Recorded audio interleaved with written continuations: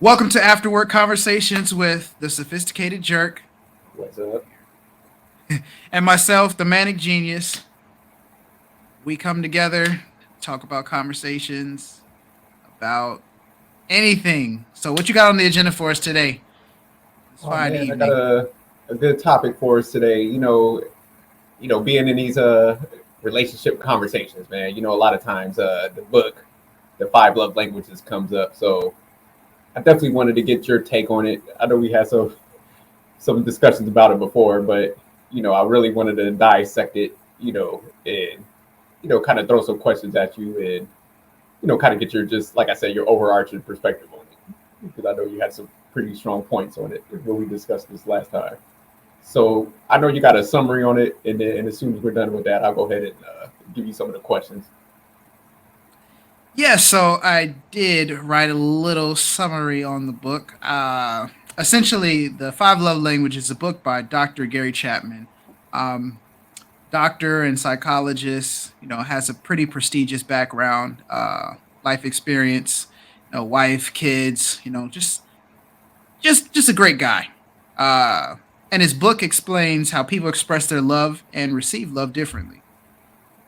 He centers the expression of love into five particular love languages: words of affirmation, receiving gifts, quality time, physical touch, and acts of service.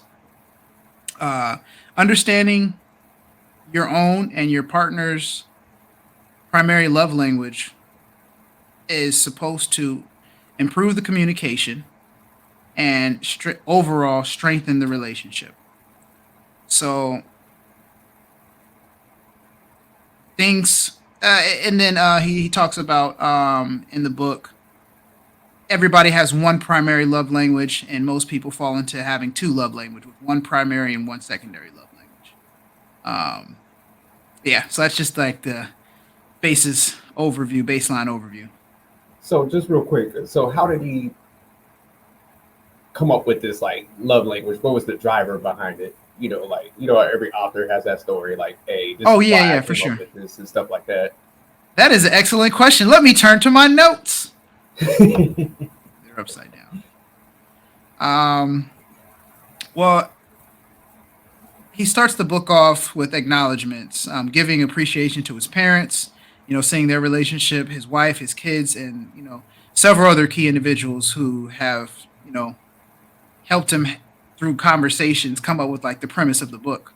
Uh, the book starts off with a story of him sitting on a plane, and he happens to be sitting next to a man who expressed that he hasn't had good experiences in relationships. This guy had been divorced three times, so yeah, just a guy who just doesn't get it, and he just so happened to sit next to Gary Chapman. Now, do I really think he got on a plane and ran into a guy with three Right. unsuccessful marriages? Probably not. That relationship history and shit. Yeah, and he just so happens to be a relationship, the perfect person to be sitting next to. But I mean, it makes for a good story, and it does highlight, the book and what it's all about. Um, the dialogue is really a perfect setup for his base layer stance, which is on page 15 of his book. You got the book? Yeah, yeah, See, we're supporters. We're not just haters. We dissected this thing. I'm a hater. So, and this is my biggest issue with the book. Um, it's he compares a love language of your spouse maybe as different as somebody speaking Chinese to somebody who only understands English, and vice versa. Um, Furthermore, the direct quote from the book is: "No matter how hard you express love in English, if your spouse only understands Chinese, you will never understand how to love each other." Now, my take on that is this is toxic as, yeah, AF, toxic, because it compares the complexities and the intricacy of two different languages with dealing with an ineffective communicator. it removes the accountability from the ineffective communicator and shifts the responsibility to the effective communicator or to the other person. And this book really minimizes the influence gender plays, and I think he does it purposefully. Because it's a known fact that when support, women support. You know, so there's really not too much discussions on the differences in gender and how we perceive things. So I'm not the biggest fan of the book. I do think there's some good information in there, but it's so basic and like common sense that it's just like, who doesn't like gifts? Who doesn't like words of affirmation? Who doesn't like spending quality time with the person that they love or loved? Who doesn't like acts of service? Like everything in the five love languages are things that people all like. So I'm gonna yield the floor. I No, feel no, like I've no, said no. You did a great summary, and yeah, it's just like going back to the example of the guy on the plane. It's just like, come on, man. Like, who the hell talks to anybody on a plane? First of all, I'm like turning towards the window because it's awkward as hell. Like somebody talks to you more than 3 seconds, you just acting like you're going to sleep. So like they're gonna have a whole, conversation about love and stuff. Come on, man. So yeah, that was definitely, definitely a good setup he did, but it was false as hell. But no, you're spot on, man. It's like this, they over complicated, love to the point where made it more complex where, it's just always like they're marketing to like females a lot of times where it's like, hey, this guy just doesn't understand you. He needs to do this. You need to buy this, whether it's a product like a ring or something, or it's just yeah. this book, like he needs to understand you better. And I just think it's a book based on self-centered people, to a degree where it's like you want somebody to try to figure you out. So it's kind of like you're nitpicking because a lot of times, when we're having these discussions, we're like, hey, I want somebody that's good. So it's like if you got somebody that's good and they're committed, they're loyal, they're not perfect. You can't strive for perfection. So it's like sometimes, like you said, it's like, man, you got to have that communication with them. You got to break it down like, hey, this is what I want sometimes, but I also need to have that awareness and understanding that you're a good person and that I shouldn't be like putting obstacles and burdens in the way of like, you might be having a shitty day. And then if you got to go and turn around and figure me out because, like you said, you're just operating off of kind of self-centeredness, then, is that really a good, book or, stature that you should be taking with somebody because it's just like, man, you're just making things way more complicated. And it's like somebody's got to go try to figure you out on some common sense stuff where damn near everybody has like all five love languages. So it's like to sit there like I know you mentioned at one part, you have one primary and one secondary. But it's just like, come on, who doesn't like gifts? Who doesn't like compliments? Who doesn't like quality time and stuff like that? So it's just, yeah, you're spot on with that. Yeah, So why do you? that's Oh, go ahead. okay. No, I was gonna say that's my overall thoughts on the five love languages. Basic common sense stuff. Yeah, no, that was mine too. It was just like, yeah, I tried to read it, but I couldn't do it. I had to Wikipedia a lot of this information, and it was just like, this stuff is so basic, and the fact that somebody would have to go and do research on somebody, but it's just like, man, they could just like communicate with you kind of what they want, but also, like I said, have that understanding of like, hey, I don't need to be too complex and too complicated for that person. So yeah. So let me go ahead and jump into this next question. So why do you think men would read this book? What is the application to their life? Oh, I think men generally would read this book um, if they're recommended this book by someone that they're probably dealing with. I think I think So this is real quick, just you talk about dealing with like a bad Dylan, or no. I mean like the woman that they're dealing with. I feel like it's a way for somebody to leverage hey, work harder. Read this book. Check this out.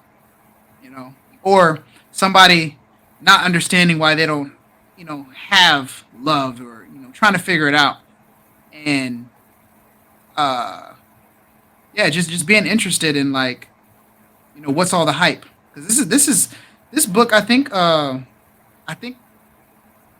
the title of, on the book, on the paperback version that I have, it was like over 12 million copies sold. But then I went online, it's like the numbers are even crazier than that. It's been like translated in over 52 languages. So this is a very, very popular book. So I think just uh, people are being recommended definitely by, the person that they're dealing with, and other men, that they admire, might give them, hey, check out this book, man. It'll transform your relationships.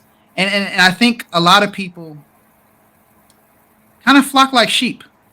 You know, it's like that herd mentality, to where somebody says something and everybody's like, "Oh, I want to be hip. I want to know what it's about." You know, and honestly, I read it because there was a lot of hype surrounding it, and I was just like, "Shit!" I was in between.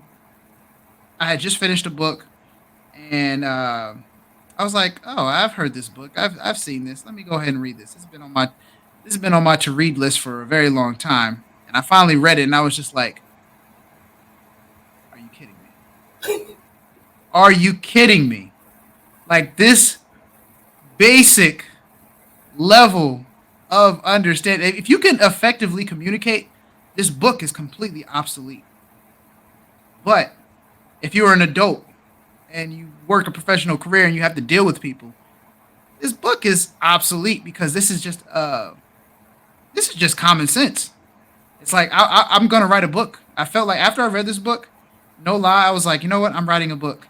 It's gonna be called, you know, How to Survive. Yeah. Step one, breathe. Step two, eat. Step three, find shelter. Like, Yeah, no, just to tackle this question, I because just even thinking back to the scenario, the guy on the plane with, you said he had three failed marriages, yeah, from the book. and then now he's like pouring himself out to the guy next to him on the plane. He just sounds like I hate saying these terms, like a simp or a beta type male, like just lost and stuff, got no Hey, game. Doug! And he doesn't have no game because, like you said, it's just so basic concepts. It's just like, how the hell can somebody just operate in a primary like this, knowing that people change over time? Because it's just like, you know, somebody might be like, hey, I like receiving gifts now, but I'm pretty sure that, they're gonna want some quality time down the line. So, like you said, it Yeah. might be secondary. Then it might be like acts of service or something. So they're gonna go throughout these little five love languages that are like, I'll say basic, Mhm. needs that somebody might have. It might not be that great at any moment, but like I said, it's just like basic traits for any human that like likes interacting with people and stuff like that. So yeah, this is crazy.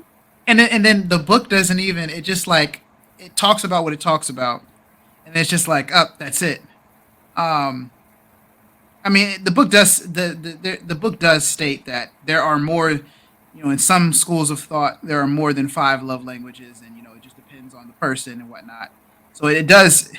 He, Mr. or Doctor Chapman he's very clever in leaving that door open, but it begs the question of, like, the first thing that popped up in my mind is, it's like, okay, yeah, yeah, yeah. So let's just assume the five love languages are absolute. Um, and I, or a guy, is dealing with a woman whose her love language is um, gifts, right? So she's getting gifts. I mean, everybody loves gifts, so I just don't understand that one. But let's say she's getting gifts, she's getting gifts, she's getting gifts, and let's say her man uh, is, a wealthy, very productive businessman, and has to take frequent trips and not really there all the time. Those gifts are going to be nice, but I see her flipping those gifts and being like, "Hey, you don't spend quality time with me. I don't think this is going to work." Boom. Now she's into a different relationship because, you know, it was gifts until she had that need fulfilled, and then it became quality time. So her next relationship, she's like, "Hey, I can't deal with the guy who's always on the go business. I need a guy who's gonna be able to put me first and spend that quality time with me." Now she's with the guy who, let's say, he has a regular job or a job where he's constantly available. Um, Now she's gonna revert back to, well, my love language is gifts, and it's just like the book doesn't talk about, it doesn't really stress the importance of, you know, knowing who you are as a person and recognizing growth because people change. If you give somebody a perfect scenario and you put them in a perfect scenario, over time they're gonna find flaws in that perfect scenario. And this goes back to the self-centeredness that you were speaking on originally. It's just that in relationships, if somebody's miserable, they're going to be miserable in any relationship. It's more of a character trait, and can that be corrected? Maybe, maybe not. It depends on the person, and you want that person to have your partner that to have like a burning desire for you. So yes, they're gonna want to spend quality time with you. Yes, they're gonna want physical touch from you. Yes, they're gonna want to receive gifts. Everybody likes receiving gifts. Yes, they're gonna like words of affirmation. Uh, so the book is really just like, I looked at it as like just like a spoiled brat just sitting there like, this is my love language. Read this, figure it out. This is my love language. Now you got to do, what I want. And it's just like you said, if you have a good person that you're with, they may not hit every metric of perfection that you want or excellence of what you want. But that's where you have to be adults and understand that the reality of the matter is you cannot have it all. And that goes for, guys and women. Like in any relationship, there's going to be a level of compromise and there's going to be a level of understanding that you have to have as an adult because you guys are two different people. But you said something good, and it just brought it out. It seems like almost like the book is placating to that self-centeredness, Me, and me, me, me, people, me. Yeah. yeah, and it because people understand, like we were talking about before, the consumerism is just like, hey, if we placate to this, and we make people think that they're missing out on something that they're going to go ahead and, like you said, they're going to give it to their significant other. But like you said, it's like if somebody is kind of approaching you like, hey, you need to take a look at this and figure me out, you probably already lost at that moment because now they're putting you in a position of like, hey, you need to do this to make me happy. Instead of me being happy to like of our situation and like you said, understanding like, hey, things are just not going to be perfect. It's like, man, they're making you play like catch up and they're going to be moving that goalpost and stuff because like you had a great scenario where it's just like, hey, they might be in that category where it's like, hey, I like receiving gifts, but you know what? Now you're always working, you're always gone because we hear this a lot. People just change. And you know what? They do have different needs, and then it's like they might jump out there and then they get the guy that is always available now, and then they're thinking back like, you know what? Them gifts weren't that bad.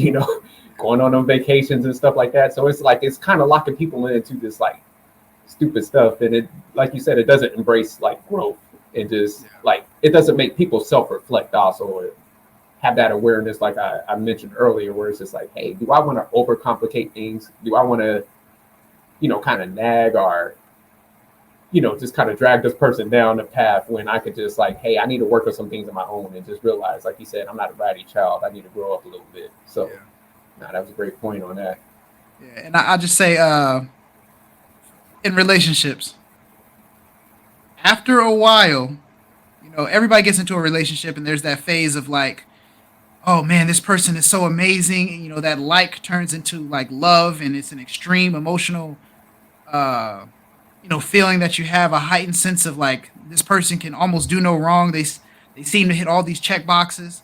And then over time, naturally that fades because you get used to that person and you get used to all the great things that they do for you and, provide for you. So it's just like, you know, you start to wonder like, man, am I really happy?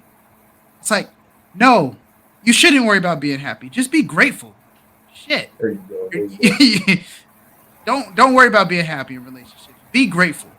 If you are grateful in a relationship, I'm telling you, your misery will go away because you'll be appreciative of what this person, provides in your life. And if that person doesn't provide anything in your life, in the relationship, find somebody else. But if you are the one consistently having to end relationships and find somebody new and constantly move, then you might need to look into the mirror and do some self-reflection and realize that, hey, maybe these people that I'm dating are not the problem. Maybe the problem is me. And there's nothing wrong with that. Not everybody's meant to be in a marriage. Not everybody's meant to be in a relationship. Not everybody's meant to cohabitate with people. So just embrace who you are, and if you do want to be in a relationship or a marriage, then you have to understand that it's a compromise because you're dealing with a whole nother individual. And are you willing to make that compromise? If you're not, do you? I like what you said. Just don't drag nobody down with you because it's like if you establish a pattern, you get one shot. If you mess one up, people are going to give you the benefit of the doubt. But it's just like if you keep doing repetitive stuff, and like you said, you starting to get to like 3 to 4 relationships, it's you at that point. But I got one more question for you. All right, let me go ahead and pull that up. So, would you ever read this book to figure out your significant other's love language? Nope. Because love languages are trash. I totally Basura. agree. I feel like if you have to pick this book up to figure out your significant other, you already lost. You're a beta, kind of a simp, and you need to like kind of get some backbone and vice versa. It's just like if for both parties because it's for both genders, right? Like both people Yeah, like yeah, supposed yeah. to figure it out. It's just like nah, But communicate what let's you need, but let's what be you real, want. man. It's receiving gifts. How many women really go out there and be giving gifts? That's See, this is the problem I have with Dr. Gary Chapman. He knew exactly what he was doing when he wrote Oh that yeah, receiving gifts in there. It's like yeah. he He was put. like receiving I gifts. think I think this book originally started as four love languages, and then he thought about it and was like, how do I get the woman buy-in? Receiving gifts. Ah, there's some women out there who are just resource extractors. Yeah, he This is was gonna like, fall nah, right we into definitely their need to lane. harp on that one. Yeah. With all the holidays and stuff. Now the funny thing is because I was when you were like, yeah, it's supposed to be like both people have to analyze each other and figure it out. And I'm like, man, there's no like, leave me alone. Because, that would be what both guys are Yo, like, hey, give me some yeah, space. facts.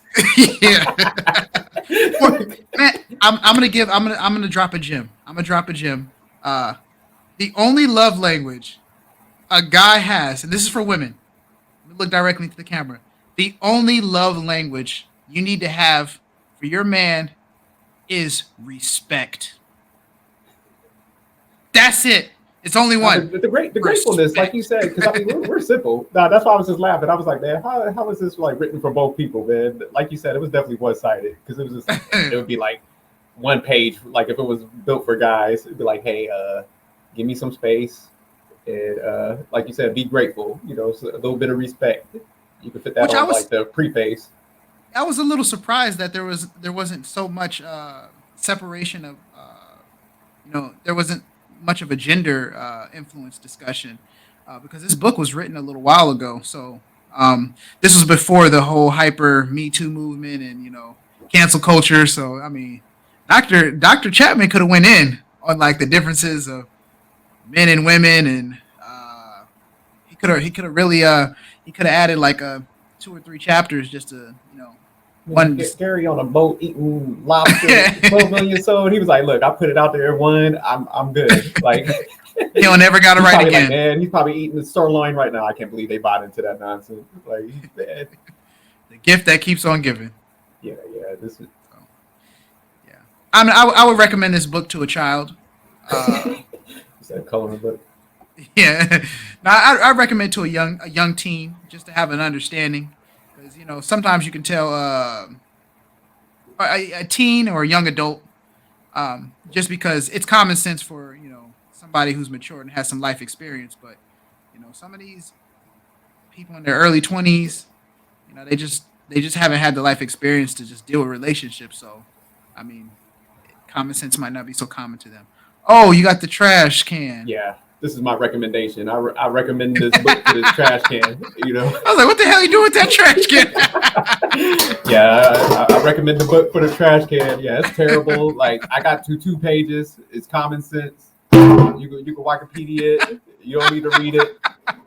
I wouldn't even put it like a. They need to put it in a movie version or something before I like spend some time on that. Hey, that would be dope. A movie, The 5 Love Languages. Hey, Steve Harvey did it. Put it in a movie where somebody gets like left and something like The Notebook. Like nobody should read this. Grown men. If I hear one more grown man out there talking about like, hey, you should really tap into this book and figure out the love languages. You know, you need to learn how to communicate. I'm just counsel them. I'm all about counsel culture. I don't know what everybody else be talking about. So, is there any other thing before we head out? Close the live out. Any parting words on the 5 love languages? I think we might need to burn it actually. Yeah, I was just thinking. I was like, man, we need to do something a little more. You got it in the trash can already. I'm about to summon some fire or something. Just yeah, we got it. It's going down. Y'all tune in for that. But all right, man. This is a great discussion. I appreciate you actually, taking your time and reading it for us because like and subscribe. I couldn't do it, and you had to bite that bullet for the team, man. I did. You're a good guy, man. I did take one. Yeah, I did read. Yeah, I did read the I owe book you one, man. Maybe I got to pay for dinner or something, man. Send you a gift card to Chili's or something. But yeah, I appreciate that because I got the page too, and I was struggling. Definitely, I definitely read all the book. I took notes on it, and then I audio booked it to listen to it to make sure I didn't catch anything. So after reading this book, do you feel like it enhanced your communication capabilities with like the females? Oh yeah, absolutely, 100%. Because now when a woman references that book, I could just shit on it, and it just like blow their mind. So it's thank you, Dr. Gary Chapman. It's definitely some low hanging fruit that I like to destroy in person. Yeah, I didn't read the book, like I said, but it definitely helped me out. Like, if any female ever references this book, I'm just leaving that relationship. But she was like, hey, I think you need to read this book and learn how to communicate to me. I'm like, hey, you know what? I think we're not working out at this point. And red flag. So, yeah. I think that would be an interesting stat, like, to see how many people got, like left their relationships after they read this book. Or it was referred to. You're just not speaking to my love language. I understand now why I don't like you. Yeah, it's a wrap. I'm done. Like, my side chick's nicer. But all right, we'll go ahead and close this out, man. Y'all stay tuned. Hit the like button. Subscribe. Stay tuned for the burning. Stay tuned for that. And have a good day. All right. Yeah. We out.